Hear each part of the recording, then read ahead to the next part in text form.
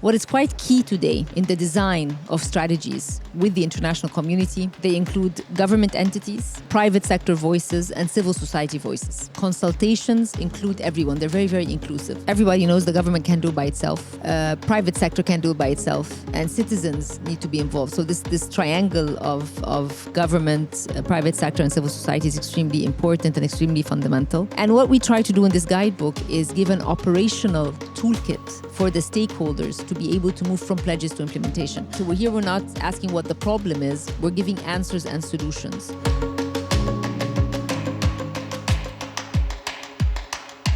COP27 host Egypt launched earlier this year NWFE, Egypt's country platform, which focuses on the nexus between water, food and energy. The file has won first place among North African and European countries for the Climate Investments Fund CIF on nature and climate investments. Dr. Rania Al-Mashat, Minister of International Cooperation of Egypt, welcome to our podcast. Thank you very much, Shireen. Pleasure to be here in Sharm el-Sheikh, COP27. With this behind us, negotiations happening, hopefully it would all culminate where the ambition is. Yes, there's a lot of positive energy here. I think we've seen over the past 10 days a lot of engagement. And this is one of the COPs where private sector is featured very strongly.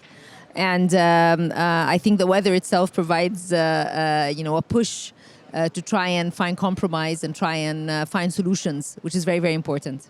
Indeed. Tell us more, Dr. Mashat, about the ambition of the initiative and the type and size of investment you hope NWFE would attract. Thank you for bringing NWFE in the conversation. We saw in Glasgow the initiative by the G7, which is the Just Energy Transition Platforms. We saw South Africa decommissioning coal plants with support for $8.5 billion. As we were thinking about our ambition and trying to leverage maybe a G7 initiative similar to the JETP. We're not a JETP country, but we do have a climate strategy. Our 2050 country climate strategy was launched June 22. Egypt also announced its nationally determined contributions. And our climate strategy has projects across different sectors: sustainable transport, water desalination, renewable energy, food security, water security, etc. And Egypt has very strong international relationships with multilateral development banks, with development partners, bilateral such as countries. And we wanted to leverage on this very strong partnership and think about innovative ways to bring in financing for a subset of projects in the nexus of water, in the 2050 climate strategy. And this is where the idea of our country-led platform came into being. In every COP, mitigation comes in front and center. We're a COP that includes development for developing countries and so forth, so adaptation is very important. So in choosing a number of projects out of our 2050 climate strategy, we wanted to show the relationship between mitigation, energy projects, and adaptation, food security, and water. And this is where this nexus of water, food, and energy comes in. Decommissioning plants that use gas for electricity generation, replace them by renewable energy to produce 10 gigawatts. And from that renewable energy, provide for water desalination, and from there provide for food projects or agricultural projects. So this is the idea of the nexus of water, food, and energy. Now, the important aspect of this platform is we wanted to show that we can move from pledges to implementation. This is one of the calls that came out of Glasgow. And during Glasgow, there was a very strong commitment from the private sector to contribute to climate action. So we wanted to show that if a country has its policies set out, and when I say policies, it's policies that are able to engage private sector investment, to draw private sector investment. A country that has projects, so very well articulated projects, both on adaptation and mitigation, and a country that is able to leverage on the multilateral system given its very strong economic ties with different institutions. This is where the idea of the nexus of water, food and energy and Egypt's country platform. And nexus of water, food and energy is pronounced NWFE. NWFE in Arabic means fulfilling pledges. So this is the whole concept that through a country-led programmatic approach with projects, with our partners, we are able to bring the investments required. The 9 projects in NWFE are worth $14.7 billion. And what we have been able to secure so far are $7 billion. And let me mention that the types of investments, the types of financing here include grants, concessional finance, debt swaps, technical advisory, and all of this to draw in private sector investments.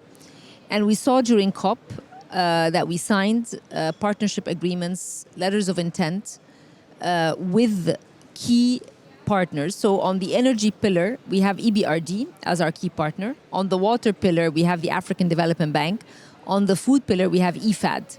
And then to raise the investability of projects, we have agreements with IRENA for technical advisory, with the CIF for technical advisory.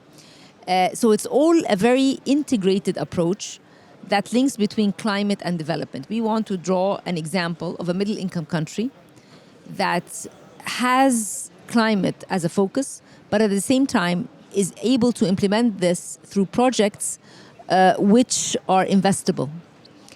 So the nexus of water, food and energy, or the NWFE platform, is one that fulfills Egypt's climate action and also has replicability to other countries around the world, but definitely in Africa.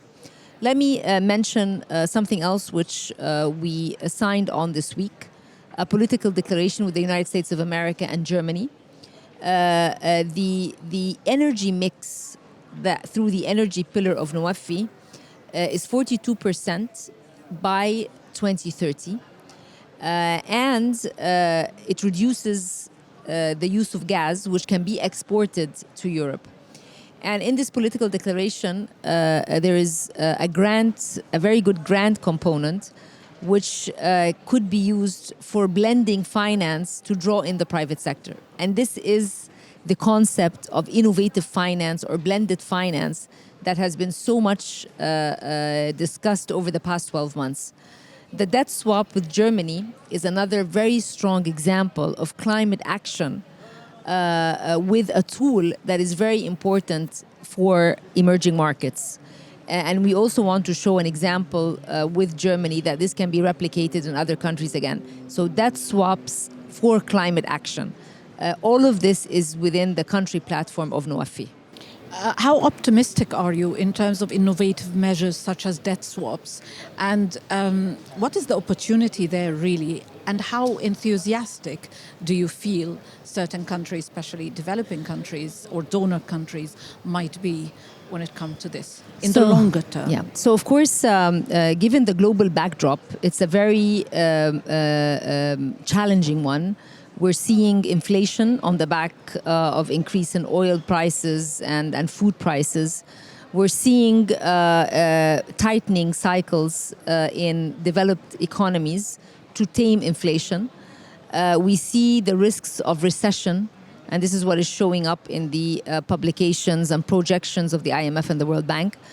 So this global backdrop creates issues related to debt for emerging markets. Debt swaps are a creative way to alleviate the pressure on emerging markets. And if you have debt swaps tailored towards climate action, you've been actually able to address more than one issue at the same time. However, we need commitment from countries. And this is what we have in NWFE, country commitment. We have clarity with respect to the projects. So as a debtor country, you're able to identify which projects you want to work on, and there is consistency with what the creditor country wants to work on. So clarity is extremely important. And then you have credibility. We have debt swaps with Germany since 2015. So the infrastructure, the institutional infrastructure of choosing the projects, of taking a decision on the debt swap, of actually implementing it, it already exists.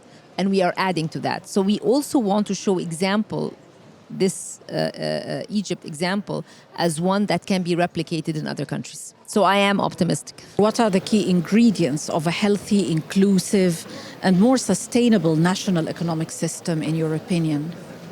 Let me go to the Egypt case. As Ministry of International Cooperation, we are responsible for designing strategies of Egypt with different institutions, with the World Bank, with the United Nations system. So, we just finished our UN SCDF with the UN, which is the umbrella agreement of our cooperation over the next 5 years. Similarly with the African Development Bank, and then with the bilaterals, France and Germany and so forth. What is quite key today in the design of strategies with the international community, they include government entities, private sector voices, and civil society voices. Consultations include everyone. They're very, very inclusive.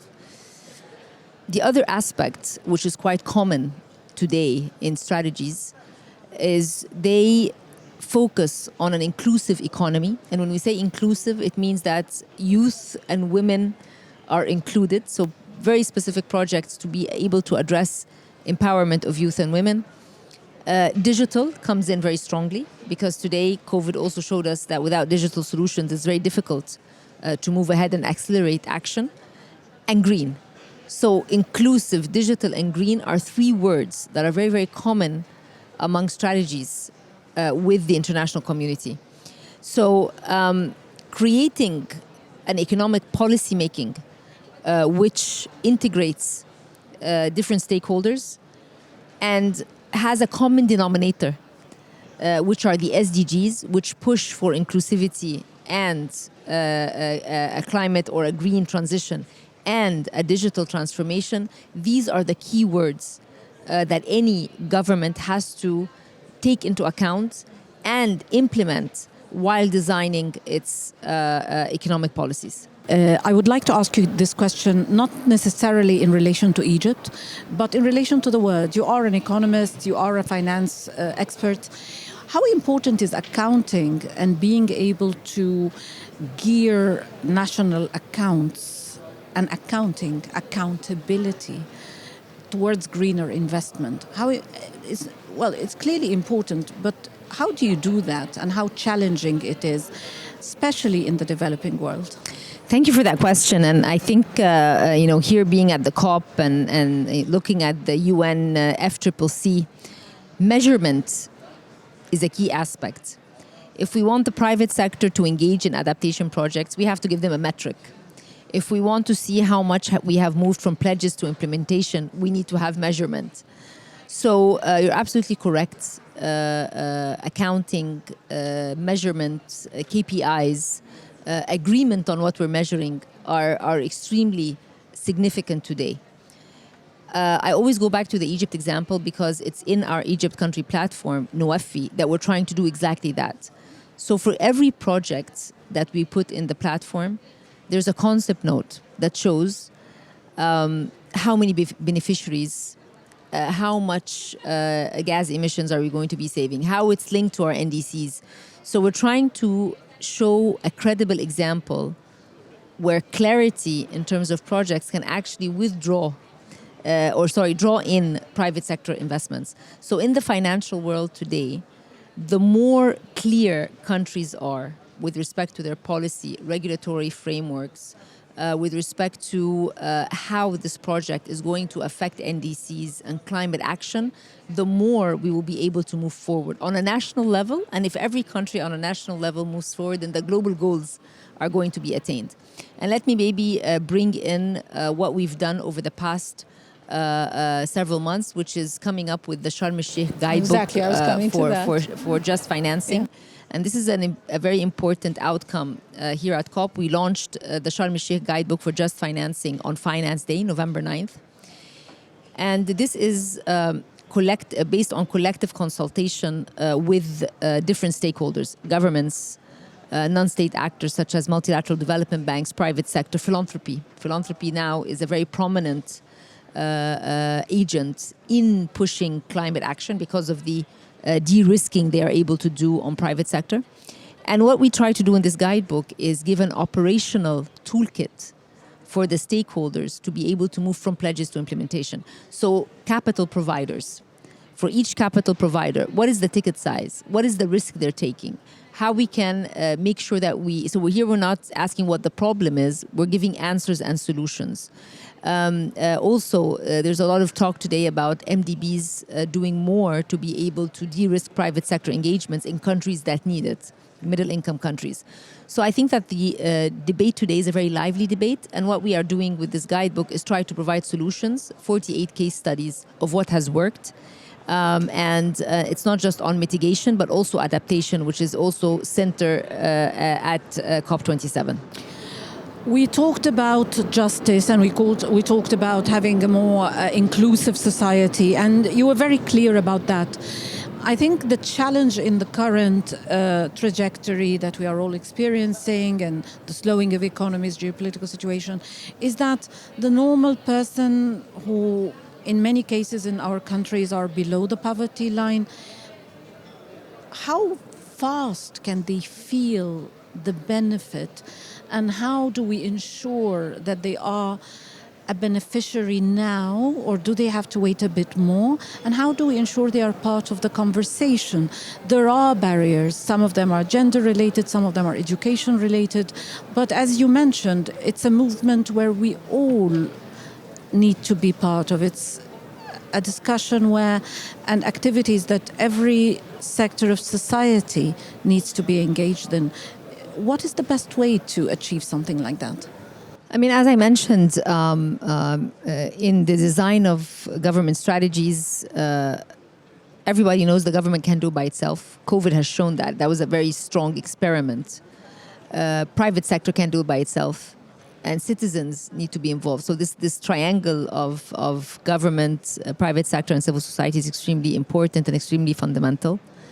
The other item is when we talk about just financing, and in the guidebook we give a definition of just financing. It's not just availing finance now, but how can I create sustainable finance? So it's the quality and quantity of finance. And what we mean by quality is not just finding the money for one project, but how can I ensure it's sustainable so that the people that are affected the most by climate action would also find it equitable. And here comes the point of not thinking about climate action in separation of development. Both of them need to come together. The SDGs are 17 SDGs, and SDG 13 is climate action. So we would be faulted to, focus on this alone. If we put both together, we will be able to address exactly your point, that in every development project there are beneficiaries, there are outcomes that positively impact people, and if these projects are also help accelerate the climate agenda, then we have been able to again meet more than one goal at the same time. Let's shift the conversation to banking. As a specialist in international economics, monetary policy, to what extent do we need to reshape the conversation about banking systems globally, but with some focus on the developing world? I think that regulators, central banks, play a fundamental role today in sustainable finance, pushing impact financing, financing that is tailored to SMEs or to startups that focus on women or technology. So we see this happening among the different regulators and so forth. So there's a very significant role to play, and it is in discussions during fora such as COP where you find global experiences being shared. So we don't need to reinvent what one country is doing, but actually share knowledge and push the agenda. So I feel that it's every entity has a role to play, and there's a lot of complementarity. It's a chain. So government through policy, private sector through showing interest and telling us what is needed, multilateral development banks for the innovative tools, central banks for regulations that allow for sustainable finance, such as green bonds and sustainable SDG bonds and guarantees that could go ahead, or impact investing. I will have to ask you, since we're here, as a woman, as an African, as an Arab, you have in your CV a few superlatives, right? I mean, you were the youngest professional in the IMF when you were 25. You are the youngest female minister in the Egyptian government, and I'm sure there's a list that we could cite. Let's talk empowerment. Empowerment doesn't come easy, and we have to empower ourselves, not only that society has to empower us or the workplace has to empower us. Tell me a little bit about your journey, about what you've learned, and about what others may, want to learn from you, especially younger girls and women. I think the first point is not to feel limited by gender or by any other special feature that you're endowed with. So I've never felt that being a woman would hold me back from doing my PhD, or hold me back from applying to the IMF, or hold me back from working in the financial sector. So I think we sometimes limit ourselves by feeling that society is limiting us. So everyone should not be a victim of the biases that exist around us. And then the second most important to me is trying to create competence. And competence comes from your education, from investing in yourself. Today, even online education has become very, very accessible. So try to work on your competencies. Competence is extremely important. I have 4 C's that I always cite: competence, connections, confidence, and charm. Trying to gain that competence, open to understanding what's going around you, learning from others. Second, connecting. Today in this world, one connection brings you to another connection, and connections are very important. They push you forward, and everybody wants to connect with the competent. So if you want sustainable connections that push you forward, you need to be competent. Because if you're not, maybe one contact and then it goes away. The third is confidence, and confidence comes from how much you know, how much you can contribute to the table. So, and there's a very fine line between confidence and arrogance. And that fine line is how much knowledge you have, and that is extremely important. And then finally, as a woman, you've been in many situations. I'm sometimes the youngest in the room, the most knowledgeable in the room. I don't know. It's sometimes my subordinates sometimes are double my age. So here comes the charm part, or the social intelligence. How can you impact and influence those around you in a smart and intelligent way? So these are my 4 C's. I always cite them, but they are in this order: competence, connections, confidence, and charm. And I just feel that I've been very blessed by family support, of course, and also, as a female minister in Egypt, the political leadership pushes women, is very gender blind, doesn't see this. If you're competent and can do a job, you'll do it. You'll be given that responsibility, and more will be added to you. So this is also very important, that we should not think about gender as a limitation, and we should really be gender blind, if you will.